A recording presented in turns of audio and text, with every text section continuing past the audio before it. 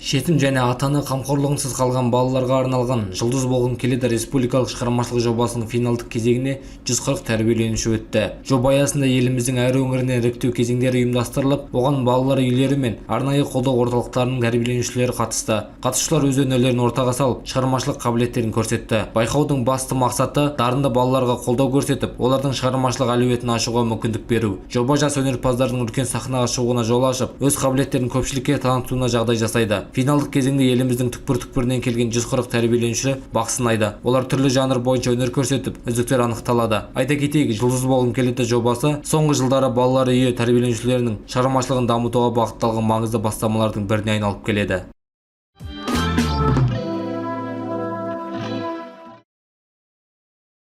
Қазақстандық оқытушы 5 сағаттың ішінде 100-ден астам ән орындап, дүниежүзілік рекордтар кітабына енді. Ерекше жетістік иесі қысқа уақыт аралығында 100-ден астам музыкалық шығарманы орындап шығып, әлемдік деңгейдегі рекорд орнатқан. Оның нәтижесі халықаралық рекордтар ұйымы тарапынан ресми түрде тіркелді. Бұл жетістік қазақстандықтардың әлемдік рекордтар алаңындағы кезекті табыстарының бірі саналады. Соңғы жылдары еліміздің өкілдері түрлі салада ерекше көрсеткіштерге қол жеткізіп, халықаралық рекордтар кітаптарына есімдерін енгізіп келеді. Айта кетейік, мұндай жетістіктер Қазақстанның мәдени және шығармашылық әлеуетін танытып қана қоймай, жастарға шабыт беретін жарқын үлгі ретінде бағаланып отыр.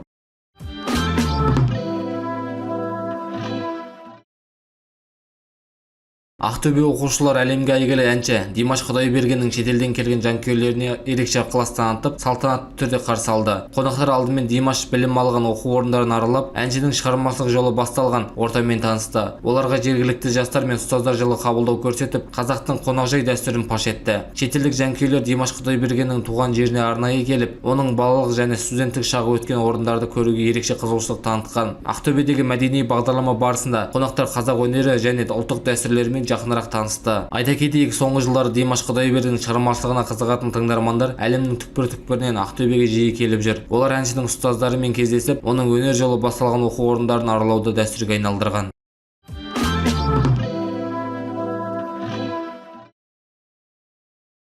Қызылордада облыстық тарихи-өлкетану музейінің қорына тағы бір бағалы тарихи құжатпен толықты. Музей қорына тапсырылған жаңа құжат өңір тарихын тереңірек тануға мүмкіндік беретін маңызды дерек көзі ретінде бағаланып отыр. Құнды жәдігерді қабылдау рәсімі барысында мамандар оның тарихи маңызына ерекше тоқталды. Музей қызметкерлерінің айтуынша, мұндай құжаттар өткен кезеңдердегі оқиғаларды зерделеуге, ел тарихындағы маңызды тұлғалар мен тарихи үдерістер туралы мәліметтерді толықтыруға септігін тигізеді. Бүгінде облыстық музей қорында ондаған мың жәдігер сақтаулы және қор тұрақты түрде жаңа тарихи құндылықтармен толығып келеді.